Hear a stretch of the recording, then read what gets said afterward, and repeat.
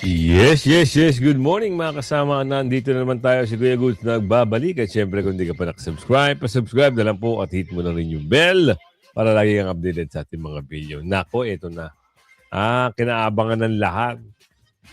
Di ko lang alam kung saan gagamitin itong namataan na na tangke daw di umano. Na namataan sa EDSA. Magtataka kayo, bakit magpapadala ng tangke sa EDSA? Mukhang nakakabalita na ata sila. Nakakabalita na ba kayo o natatakot kayo? Ito lang ay nakita ko lang. Kayo na hong bahalang umintindi kung ano ba talaga yung nakita na ito para saan? Sino yung nag-post nito? Ayon sa Edwardi, may tangke sa EDSA. Saan kaya papunta? Ay, pasok natin para maintindihan natin kung paano magkakaroon at bakit maglalagay ng tangke sa EDSA. Ito. Pasok natin Ayan ayan. Nakikita nyo? Ayan. Lakihan natin ayan, may tangke. Di ba? Para saan kaya? Ah, ayan Hindi natin alam kung saan dadalhin yan Dalawang tangke, no? 2 tangke.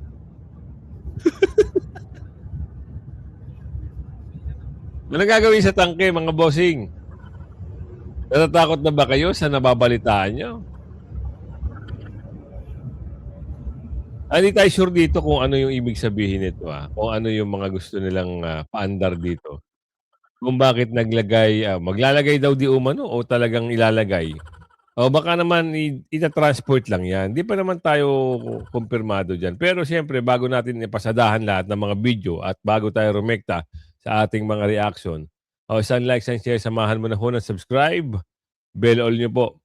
At kung hindi ka pa nakapag-pindot ng join button dyan, magpindot-pindot na ho kayo. At syempre sa dulo ng ating video, syempre yung shoutout segment natin, kaya damihan niyo po yung pag-komento. Dahil po nababasa, natatabunan yung mga komento nyo, kaya hindi nababasa. Ngayon, ito. Yung panggulo nyo, bumisita sa Mindanao. Ngayon, yung pagbisita nila, mukhang tila ba nakakahiya dahil ang tao, kung hindi sila inisnab o binubu sila, ang sinisigaw Duterte, Duterte, Duterte, Duterte. Walang tigil sa pagsigaw ng Duterte. Nakakahiya ito sa Pangulo. Dahil alam niya na ang mangyayari pagdating ng botohan sa 2028. Kung sino ang kanyang i-endorso, sigurado lagapak. Kaya nga yung bulok na 4, pumunta rin sa Mindanao. Hindi ko alam kung ano ang kanilang papel doon, bakit sila nagsipuntuahan doon. Nabalitaan niyo ba yon yung si Bendalo, si Iyake na taga Bukidnon, o yung nangarap maging SP, at itong sino pa ba itong isa na to? Si The Bad One. Pumunta ho ng Mindanao. Nakakahiya, hindi ho sila pinagpapansin.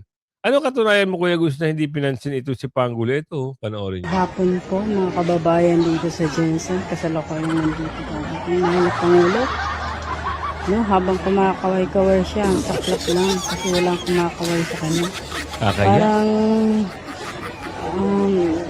napaka-natural lang na araw na ito para sa atin.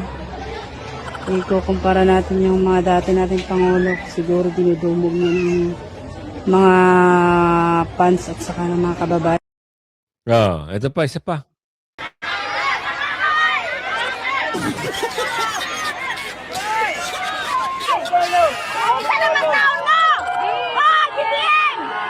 Ibalik ang kamalamayan! Ibalik ang mga kwarta!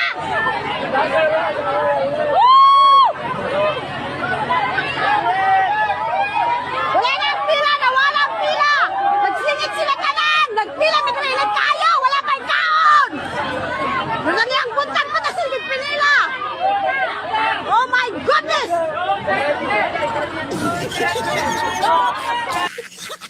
Kung hindi Duterte ang sinisigaw, kita nyo naman wala na hong respeto kasi ang dami kasing issue, hindi nila pinagbigyan ng taong bayan. na malaman ang katotohanan kung sino yung leader, sino yung dapat ipakulong.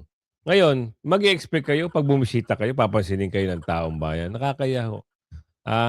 Kung ano yung mga pinagagawa niyo, babalik ho sa inyo 'yan. Ito isang pasimula lang na talagang hindi sila gusto ng taong bayan. Pati yung alam niyo ba yung apat na bulok, o bumisita ho. Alam niyo kung bakit sila nagbibisita? Nakakuha sila ng tiyempo dahil sa lindol na naganap, nakakuha sila ng tiyempo para kumuha ng simpatya. Kasi alam na ho nila na wala silang kukuning boto dito sa Mindanao area. Tama, 'di ba? Wala ho sila makakakuha, hindi ho sila makakakuha ng magandang boto at ngayon pumapapel, nagpapa-picture, para makakuha ng simpatya, hindi ho kayo mahal ng taong bayan. Duterte ang iniisip at gustong iluklok ng taong bayan. Kaya nga gagawin nila lahat, para lang itong nangyayari ngayon, kay BP Sara, tuluyan convict si BP Sara. Ayan ang papel nila, ito yung mga bulok, 'di ba? Sabi ko sa inyo andito na naman sila, nagpapalapad na naman ng mga papel nila. Bigas, bigas naman yung mga oo. Paano 'yan? Sa inyo Duterte. Tignan niyo, naka-peace bomb sila, sign ng Duterte 'yan. Aagawin niyo na naman. Ayan ang hirap sa inyo, Tignan niyo, dahil sa Mindanao kayo pumunta, naka-peace bomb, akala niyo ngayon, susuportahan kayo mga taga Mindanao. Nakakahiya, Pinuntahan niyo pa yung baluarte talaga ng mga Duterte, naka-peace bomb pa kayo. Nakaganon sila, Hindi lang daw ginanon, pero nakaganon, Alam niyo naman kung ano yung senyales na 'yan. Nakakaawa kayo. Kumukuha pa kayo ng, suporta kuno ng taong bayan, sa Mindanao. Pero, ang sabi ng taong bayan, nek-nek niyo, puros kasinungalingan. Oo, lalong-lalo na sa balitang ito, puros kasinungalingan. Attorney Baligot itinanggi ang security threat ng, ng China. Alam niyo, pinapagulo nila ang sitwasyon. Kagaya ngayon, tingnan niyo, June 12 araw ng ano ngayon. Tayo ho ay mayroong balita na talaga naman. Pero ito ipasok muna natin. Bakit ba lagi nilang sinisisi si Senador Alan Peter Cayetano patungkol dito? Kasi meron hong balita dito na sinisi nila si Senador Alan Peter Cayetano doon sa mga nangyayaring mga hospital bill daw. Anak ng tipaklong. Ito si Boy Hospital na yon na mga mahihirap natin mamamayan na hino-hostage ng hospital dahil hindi makabayad. Kasalanan ni Alan Cayetano yan dahil ipapasa na sana namin ang batas na yan na pagbabawal yung hostage yung pasyente. Thank you. Hindi natin na ipasa. Kita nyo, kasalanan ni Senador Alan Peter Cayetano. Hindi ba pwedeng paninira na naman ang mga banat nyo sa mga Cayetano? Dahil hindi nyo kayang kunin si Senador Alan Peter Cayetano para pabagsakin si BP Sara, sisiraan nyo ngayon.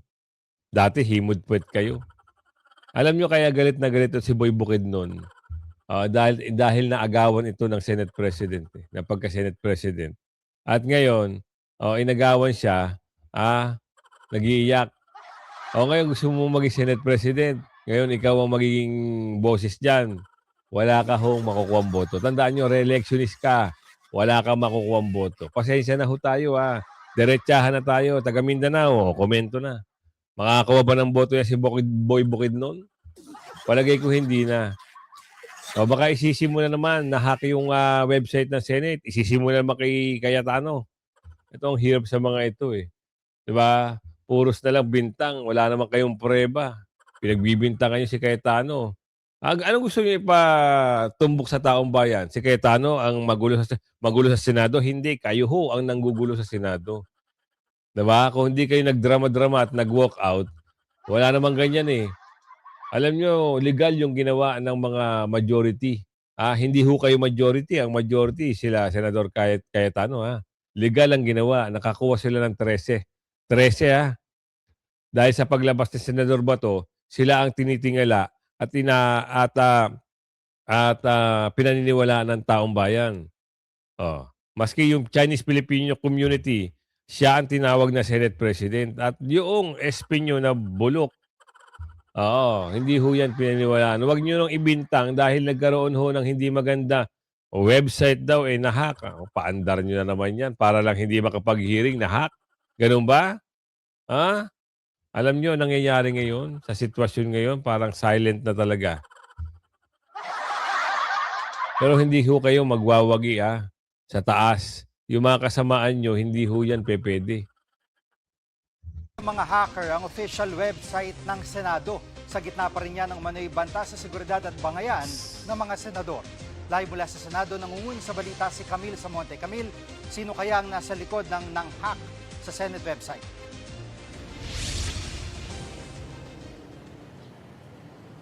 Jiggy, isang hacktivist group umano ang nanghack sa official website ng Senado. Sa isang Facebook post, pasado alas 11:30 kagabi, inako ng grupong nagpakilalang Nullsec Philippines ang pagpapabagsak sa Senate website.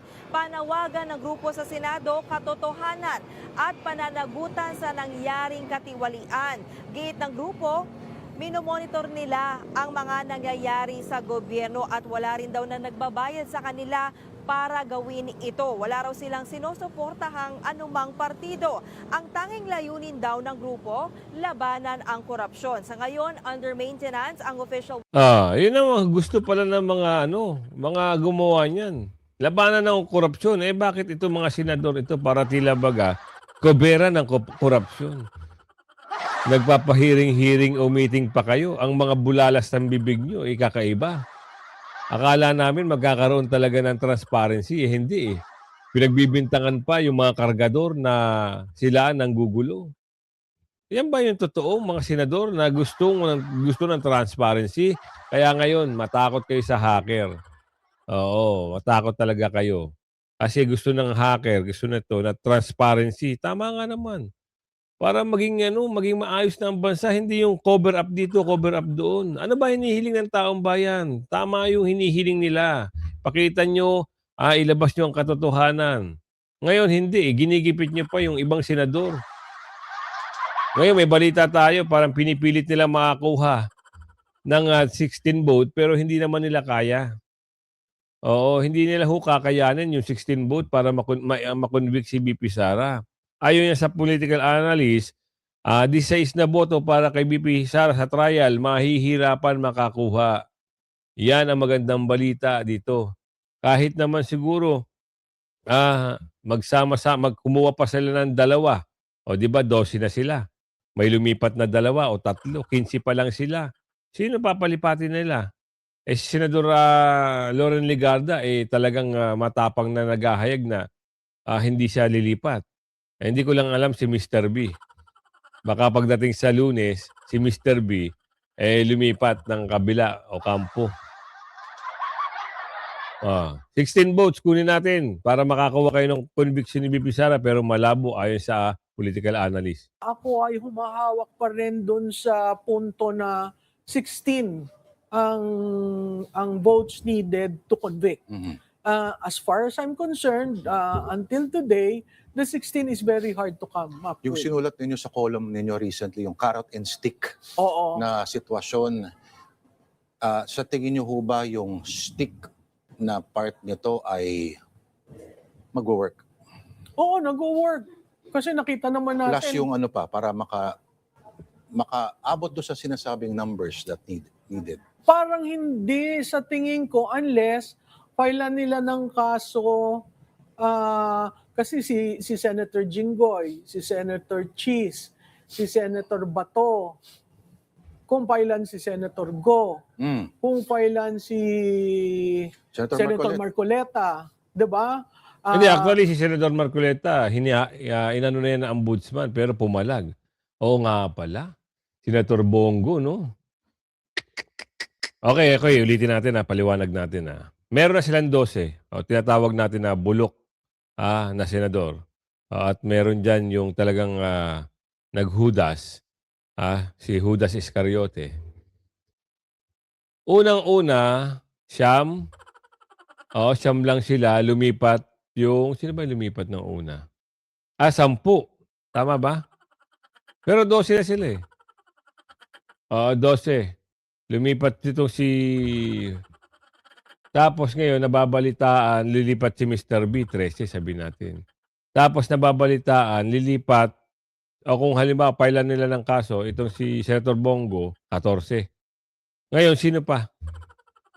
Hindi natin alam kung sino pa yung gigipitin dito. Pero anyway, kahit ganun pa man ang gawin nyo, yung 16 hirap pa rin.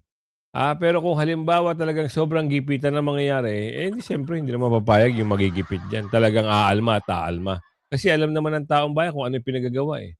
Baka makatulong yun, yung halimbawa, kasuhan si Senador Bongo. Halimbawa lang naman kung pumalag si Senator Bongo, halimbawa, gipitin yung 2B. Kung pumalag yung 2B, alam din naman natin yun. Malakas din yun pag bumoses. Diba? Kung paano ganito nangyari? Pinailan ng lahat ng mga siyam na senador. Natitira kasi siyam na lang ata natitira. Tama ba? Pakikumpit na lang Kung halimbawa pinailan, ibang usapan na yun. Doon na. Tuloy. Si Senator Padilla. 6 na yan. Tapos kung ang isasabihin nila, kasi kaya nagiging issue yung majority na 11 kasi hindi nila binilang yung 2. Hindi naman sila resigned, hindi naman sila namatay. Tama. In fact, nandun pa yung 2. Why are you dropping them off? So if you consider that as an example, and there are 6 senators that will be Pero one, paano yun? Pababalikin si Bato? ay si Bato naman nasa right to... So, Kasi may mandate ka mo. Pero may mandate. paano magbo-vote yun? Via Ouija board? Hindi, sa tingin ko, dahil hindi pumasa yan, dadating siya sa session hall at magboboto siya. Yan ang interesting. Yun ang interesting. Kaya ang body ngayon of interest sa media is really the Senate. Nakuha nyo. Pwede mangyari yung sinasabi rito na yung motion ni Senador Marcoleta na hindi na-grant ng mga ulupong, ng mga dorobo, ng mga bulok na 12, pwedeng dumalo ulit si Senator Bato para bumoto. Diba? At sigurado naman, pwede naman bumoto si Senator Jinggoy. Kung makakuha siya ng yung panandaliang paglaya, siya naman ay senador. At gagampanan niya ang kanyang tungkulin bilang pagkasenador, sigurado naman mapapayagan naman niya ng Korte Suprema. So ito, pag-usapan natin, bakit kinasuhan si si Manong Chabit. Ngayon, Manong Chabit is Manong Chabit. Given na yan. Tinatawanan nga lang sila, nagkumukuha ng ng picture-picture. Picture-picture! Ito ay kaso bilang cyber libel na sinampa. Hindi ko alam kung sino nagsampa nito Ngayon, ganito ang ginagawa ng mga ulupong kung paano nila gipitin yung mga bumuboses para labanan ng korupsyon. Kaso dito, kaso doon. Yun ang panlaban nila Hindi totoo. Naalala nyo, kinasuhan yung 18 Marines. Ang dami na kaso ng 18 Marines pero hindi pa rin natitinag. Still kicking and standing. Ngayon, meron pang lumalabas na bagong witnesses. Doon kay mawindang. Ang daming lumalabas na witnesses. Bakit itong Blue Ribbon hearing napilit kinaangkin ng mga bulok na 12? Ayaw pa rin nila imbestigahan. Meeting lang daw. Kasi natatakot sila na talagang magpakita ng litrato o magpakita ng mga ebidensya na sila ay hinatira ng mali-maleta. Sigurado, simulan nyo na yung usapin ng Blue Ribbon kung kayo man ang gusto nyong maging committee dyan. Yung mga bulok na 12, simulan nyo na. Dahil hindi lang daw 14 ang lalabas pa, mas marami pa daw lalabas, huwag nyo lang punuin. Talagang mapupuno ang Senado at magpapatunay na yung mga dorobo ay pinaghatira ng mali-maleta. Arestado si former Ilocos Sur Governor Chavit Singson kaninang alauna ng hapon sa kanyang bahay sa Corinthian Gardens sa Quezon City. Dahil yan sa kasong cyber libel ayon sa source ng... Nakangiti pa si Manong Chavit. Cyber libel ang kinaso. Walang-wala yan kay Manong Chavit. Si Manong Chavit pa. Namimigay nga yan ng napakaraming pera. Yan cyber libel, napakasnipis na... Itong cyber libel, hindi natin alam kung sino nagkaso nito tuloy. Billionaire News Channel, nakapagpiyansa na rin ang dating gobernador sa halagang 60,000 pesos. Di tapos ang kaso, nakapagpiyansa, Itong cyber libel na 'to, hindi natin alam bakit sila pag tinatamaan sila cyber libel ang kaso mo, 'di ba? Ano ba yung sinabi ni Manong Chavit? Nilabas niya lang yung totoo, na talagang yung nalalaman ng 18 Marines, sinabi niya. Eh, bakit tinamaan kayo? Sa pool? Bakit nag-iyakan kayo? Aray! Ayaw nyo makinig sa sinasabi ni Manong Chavit, nasasaktan kayo. Kung hindi ba totoo, bakit kayo masasaktan? 'Di ba? Bakit kailangan nyo magsampa ng cyber libel? Sino pinatungkulan? Sinubukang hingin ng BNC ang panig ni Manong Chavit pero hindi pa siya tumutugon sa aming mga mensahe. Manatiling nakatutok sa billion Hindi rin sinabi doon kung sino nagsampa ng cyber libel. Basta kinasuhan ng cyber libel. Nakakainis lang dito. Oo. Pag sila, yung mga kalyado nila ay sinampahan ng kaso, otomatiko, kung di isang araw, 2 araw, pagkalipas ng 1 linggo, dismiss.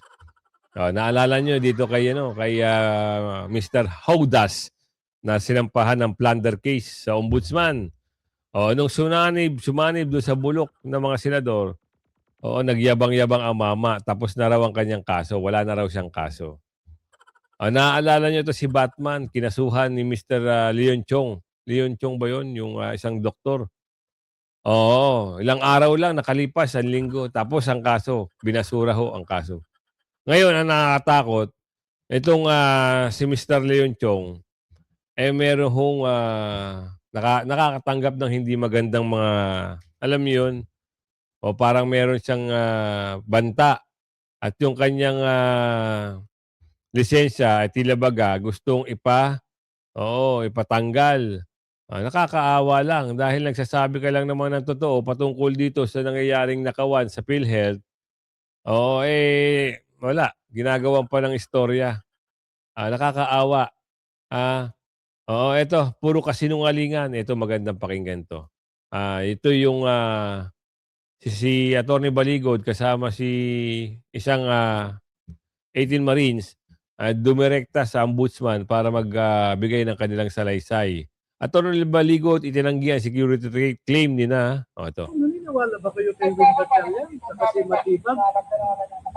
Puro kasinungalingan yung sinasabi nila. Ang tagal na bina-background check kami ng intelligence community, including cyber technical intelligence groups ng AFP, PNP, NBI, and even the intelligence group of the Presidential Security Command. Alam na nila lahat. So ito pati yung bahay ng girlfriend ng mga kasama ko. Pero lang yun. Pero sir, ano yun? What do you call it's funny. It's funny. Not true. I don't know why people of their stature, supposed to be, will engage in such inane accusation. But we are threatening the security of the Senate. Ernie! Yan dumating sa ombudsman.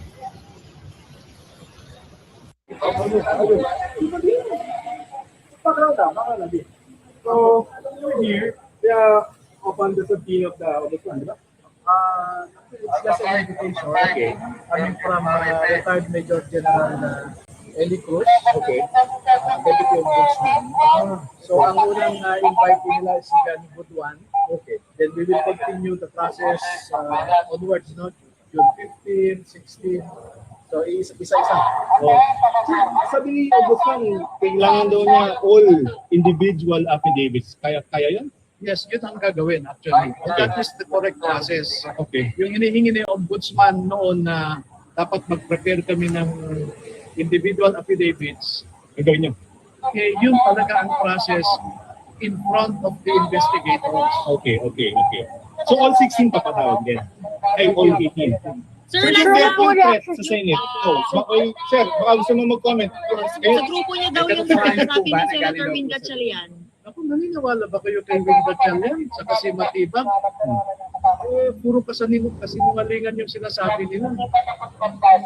Ang tagal nang binabackground check kami ng intelligence community, including cyber technical intelligence groups ng AFP, PNP, NBI, and even the intelligence group of the Presidential Security Command.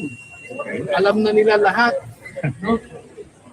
So yung posibleng pati yung Nasoplak sila ni Attorney Baligod. Yan. Ito yung sinasabi kong video na talagang ginipit ni rin si Dr. Tony Letion. Patungkol ito doon sa kinakaso niya. Kinasuhan niya kasi ito si Batman eh. Pasok natin. Doc, ito bang suspension ninyo, itong 6-month suspension, ano ang implication nito nasuspindi sa pa inyo pala. bilang practicing physician?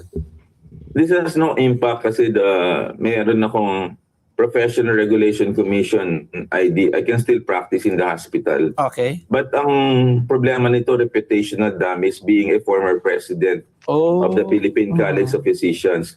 So, unfortunate, nakakatampo, hindi ka man lang tinawagan para, at sabi mag-meeting tayo. In fact, last month, nag-convention kami with all the past presidents and the board of directors. Mano ba nang nag-special meeting and iron it out? Kung alam ko doon, I could have accepted it. Pero what happened ngayon, binigla ako. And the series of events, I think, I said na politics and cabinet members ang involved. You know why? Because I filed a case against Secretary Recto, Yun. cabinet officials, Frederick Go, Ted Herbosa, the PhilHealth, Amena Pangadaman, last May 25 for plunder and technical malversation. Different from the dismiss sa ombudsman kasi ito, 6 ang hinabla ko. And then, Congressman Garin said in a video that I killed a patient while not seeing it. So I filed Thursday yun, I filed a cyber libel in Quezon City. And after I filed a libel case in Quezon City, doon lumabas itong report. 1 year na itong case na to. The coincidence, very telling. Yan maliwanag.